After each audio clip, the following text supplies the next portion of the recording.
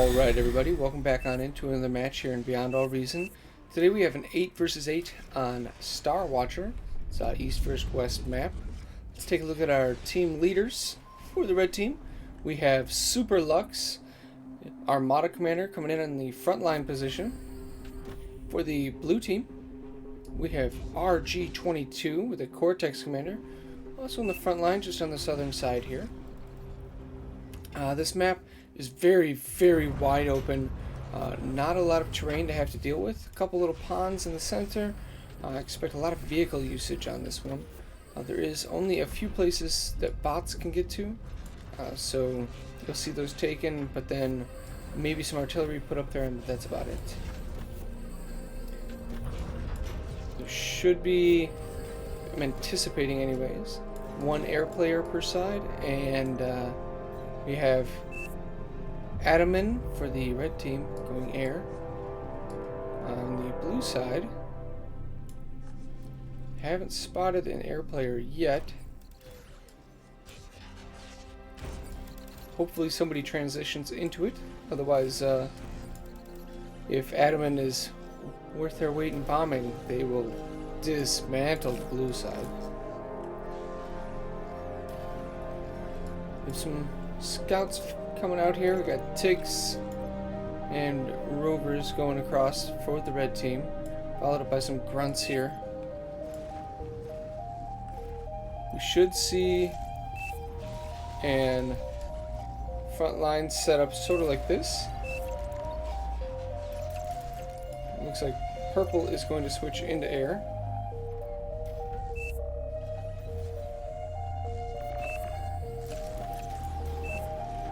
Alright. Rover's coming through. We're going to get a scout off.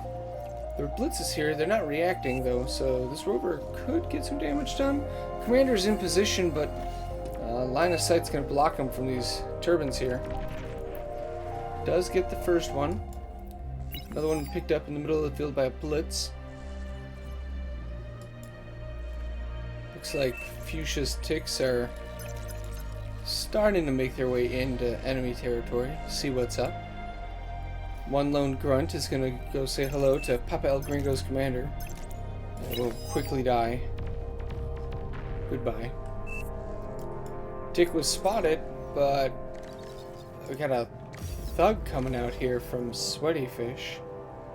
Interesting first unit choice.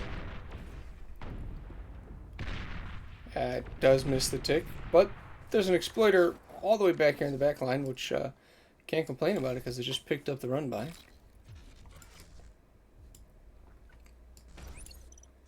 Still can't believe we had a thug for the first unit there. And it looks like it's building a couple more. Those blitzes from earlier have made it into the back line. Gonna go for construction bot. They do get it. Blitz on blitz here with a grunt to assist for the red team, so wow. I don't know how the teal one ended up winning that fight, but it did. Just had the better angle on him there for a little bit. Got a groundhog coming out here. Mine layer. It's gonna set up cameras. Or just mines. Interesting. Alright. Mines can be a great way to defend a place that you don't want to leave units at, but putting a trap on top of a mechs, that's a new one. I don't think you need that many of them, but okay.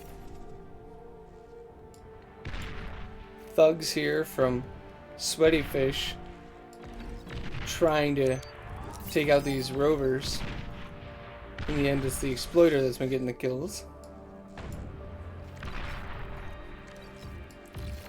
Thugs not the best at hitting fast-moving targets. RG-22 coming forward with this commander. Gonna get out here, get this middle front line set up. Red team is already out in the center of the map. El Gringo's coming out and Triers to meet them and set up their front lines. So let's see. RG-22 notices the mines and D-guns them. Nice. I wonder if this is how many mines it takes to kill a commander, and that's what the trap was for. Blitz is coming through. D-gun takes out a few of them there. Very nice. They don't really get anything accomplished. Papa El Gringo coming forward to build this mechs right in front of the enemy. He doesn't care about the frontline defenses of the enemy, I guess.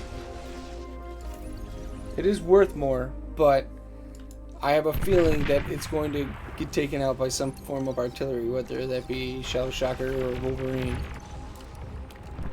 Pink Grandmaster here has gone way forward. He's got Grunts, Thugs, Incisors are up here from Reflex. They're getting a really good push here on this northern part here. They are much more forward than their counterparts. Blue is making headway down here on the southern end against Yoda Bomb, who's trying to pork up. He's got a beamer set up and starting with another one. Might want to go for something. I mean, beamers are great against the grunt spam that's coming, but I have a sneaking suspicion that the grunt spam is going to change over soon from the blue player. Orange coming in with a lot of grunts, sweeping through the middle, through this gap that was here in the armor of the front lines, catching the reinforcements as they come in one at a time, just streaming into grunt spam. Don't know if they're going to be able to get any economic damage done. There's still a lot to go through. Looks like Revenge did the T2 transition and is now selling off constructors to his teammates. Did he get one mechs? Zig has his commander actually right here, though, to rebuild it if he so desires. He's going to look at it for a second, though. Just going to look at it. Doesn't want to build a mechs there. Doesn't want an income. Just wants to look at that. Yeah. Doesn't want to reclaim either. I don't know where he's actively controlling. There we go. Mata correctly identifies that he is 2v1 and is going to need backup, because he is not in a good position here, not sitting pretty. Papa El Gringo's commander is in trouble here. He came way forward trying to push the front line, and Janus plus Rocketeers is going to equal a dead commander. And I don't think he's going to be able to get in there and get that reclaim back, so the reclaim is going to go to the red team. With that reclaim on the red team side is never ideal. It's always bad to lose the commander, but it's worse to lose it on the enemy side and just feed them a lot of metal. And Super Lux is actually getting the reclaim here.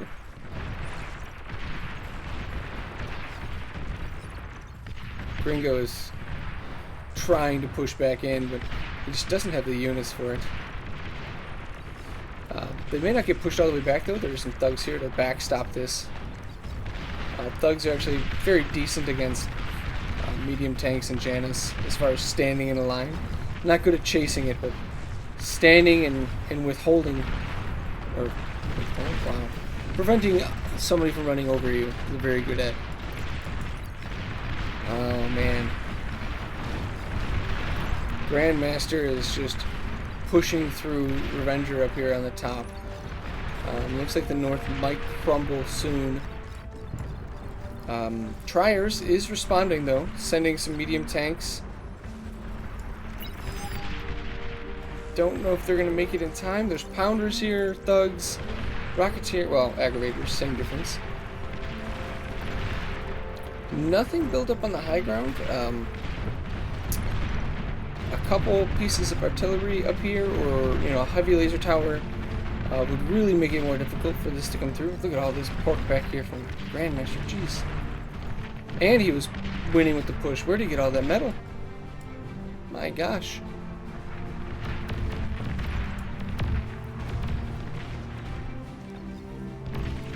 I don't know.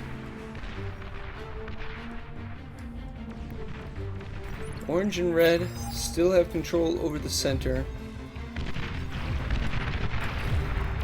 We have blitzes going through the water, and a lot of them. How many are here? 27 blitzes.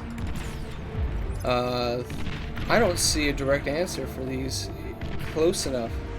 These are going to make it in to deal some damage. There's an exploiter, but that's too many blitzes.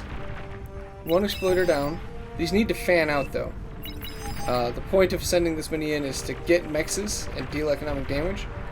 If you stay in one blob, you're very susceptible to comm bombs, to D-guns, and just... There we go. Starting to fan out now. There we go. Also, when you fan out, like, he could have gotten that mex as well. There we go. And now just doing a split altogether. Might get this T2 lab. Pop El Gringo already called GG, even though nothing had died yet. He is going to lose his T2 lab and all of his production and eco. I don't know if he has a constructor anywhere. It's right here. So if this goes down, he loses everything. Yellow's blitz run by is MVP right now. He needs to move them. Oh, he needs to control them. They're just getting killed by thugs for free. Oh, there's so much more these could have done here. They took out all the production, though. Look at this. Just 3 bases ransacked by these blitzes. These came back alive here, took out the income. The T2 lab is still alive.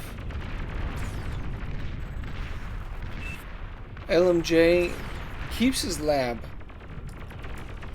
But these blitzes, oh my gosh.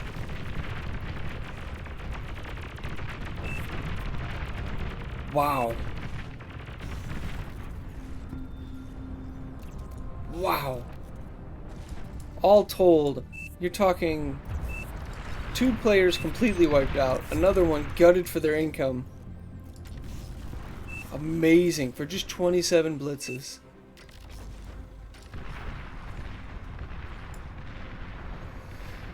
Oh, jeez. Alright, Sweaty Fish coming forward with a wave of thugs. It's going to take a lot for the blue team to recover from this. It's going to take a lot for the blue team to recover from this. Oh, man.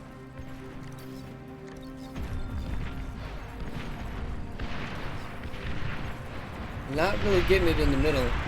The only place I'm seeing where they have a potential is down here at the bottom, where RG-22 has just been slow pushing Yoda Bomb back. And at this point, he has broken through. He just doesn't have any units to throw through this hole that he just made. Yellow's trying for the blitzes again, but this time, Sweaty Fish set up just a barricade of Dragon's Teeth to keep them from going through the same gap, and then plugged the other gap with thugs. We're now going up to Nerton's little forward operating base here. We got a forward vehicle lab going, but immediately under assault by about 10 thugs. So, more here come in. Don't know if these thugs are going to be able to take out all of this.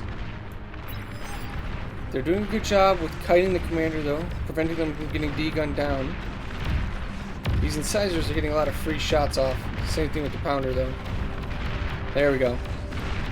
Killing off the units now that we're pestering them. And with that, once this pounder goes down, they're going to be free to just assault this commander. And yeah, Nerton's got to run. He doesn't have any units coming up from his lab in the back either. He made a forward vehicle lab, even though he had a vehicle lab in the back. Words are hard. Words are very hard. Lime green here, getting some push into the center. Here come the blitzes from Seppi. Oh. They're going to overrun this. And Triers is trying to intercept with medium tanks. Here they come.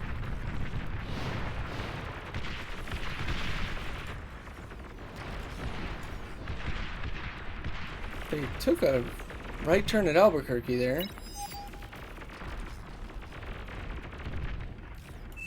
I don't know. Sweaty Fish is moving in position. See how many he can get with D-guns here.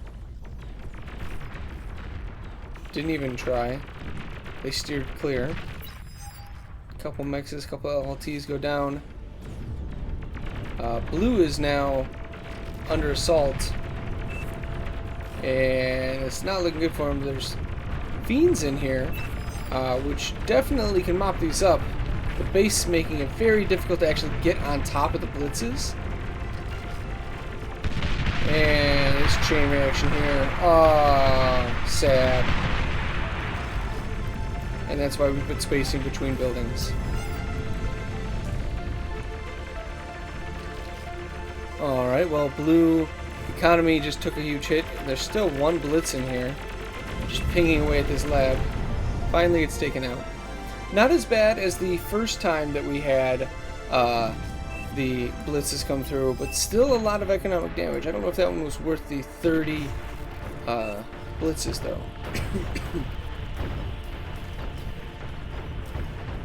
Gunslingers going after Super Lux's commander. Gets him, and they all survived. Wow. Nice.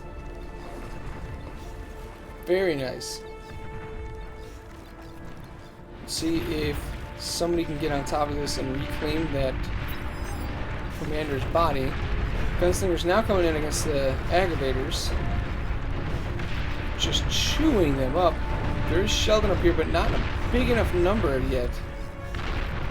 They do have the jammer bot and the radar bot, though, so the gunslingers, I don't know if they really have view. Not much. Oop. And here comes yellow transition into air. We have bombers coming across. There's no fighters to stop these at the moment. Let's see where are they heading. Straight for blue for the T2 lab. Do they get it? Yes, they do. They get both labs, actually, with one run. Where do we go for our next targets? Going for the wind power. The blue team is just getting dismantled here. Oh my. This is... Tigers going in, get another commander up on the north. Bombers are still just raining bombs down. Well, that was redundant, I'm sorry. Going for a place that doesn't even have anybody. We almost have a fusion up here for LMJ, but unfortunately his rebuilding efforts gonna have a little bit of a halt put to them, but some bombs. Lab's gonna go down. And at this point, we've lost the production from blue, we've lost production from dark green. And there's tigers running amok through, I don't know, Lavender's base? Yeah, we'll go with Lavender. There's just no way to come back from this. This is the death throes of the blue team. There's no nukes anywhere, right? There's no magic comeback mechanics that I didn't see. Not that I'm aware of. Just inevitable death coming. We have another wave of bombers as that last wave was just cleaned up. And it was cleaned up by ground to air emplacements, so he can just avoid those. This time just taking out the army of blue. The standing army that was here getting ready to push in.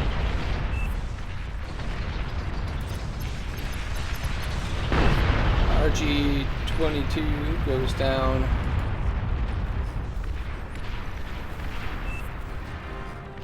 And at this point, yeah, blue says GG. Are they going to call it to a vote, though, is the question. He's just going for the commanders with the bombers. Not even wasting time going for anything else.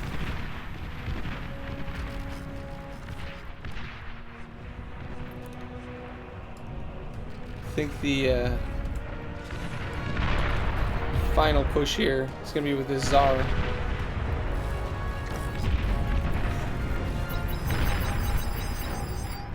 These tigers are still going. My gosh. Oh, come on. Don't leave it one hit away. So sad. The fiends will get these. They finally get cleared up. They've went 3/4 of the map in their journeys.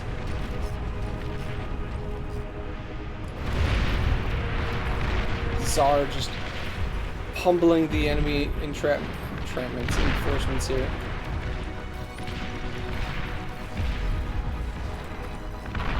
Oh, I like the little repair squad that came with.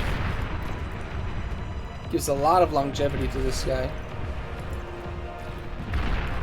The commander desperately trying to run away.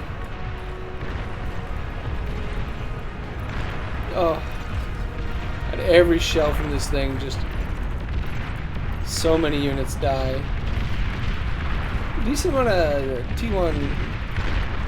Oh gosh. The shell shockers led the way though, not the ideal engagement. Not getting microed at all there. Ends up going down finally.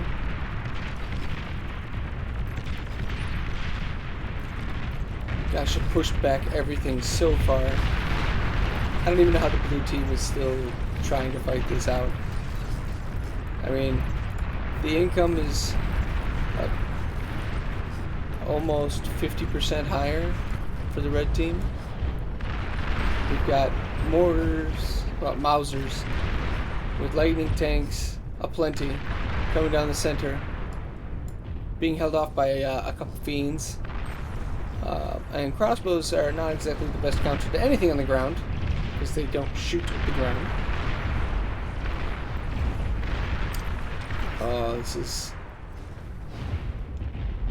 This has been a great demonstration from the red team on how to do it, and a decent demonstration from the blue team of planning before the match starts is important. They didn't know who their air player was going to be. Then the person that ended up going air didn't really know how to play air. And it wasn't really their fault that they got annihilated by blitzes. But if you have the correct players playing the correct positions, helps out so much. And having that talk before the game starts, really coordination and teamwork. When you have 8 versus 8, teamwork is what makes you win an 8 versus 8. It's very seldom that one person alone can carry the whole team. You have to have a very large skill difference for one person to be able to do that. We're almost out of commanders here. I say that, but they must have been resurrecting some because it still lists 5. Where are they hiding at? Here's one. Okay, blue team has resigned. GG is called. Red team, in a very, very dominating show, takes the game.